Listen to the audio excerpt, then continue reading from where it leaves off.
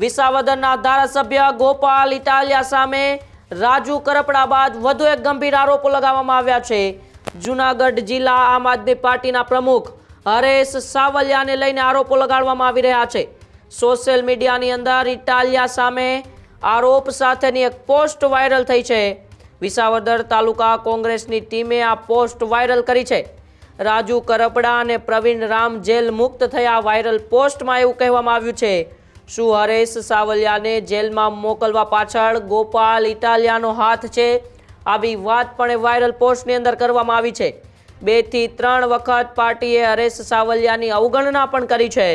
આમ આદમી પાર્ટીએ અવગણના કરી છતાં પક્ષ માટે હરેશ સાવલિયા દિવસ રાત એક કરીને મહેનત કરી રહ્યા હતા।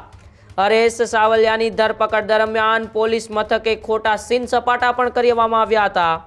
હરેશ સાવલિયાની ધરપકડ બાદ કેમ કોઈ લડત લડવા ઇટાલિયા આગળ નથી આવ્યા? હરેશ સાવલિયાના સમર્થનમાં એક પણ રેલી કે સમર્થન સભા કેમ ન થઈ? આવી વાત અને સવાલો એ વાયરલ પોસ્ટની અંદર કરવામાં આવ્યા છે।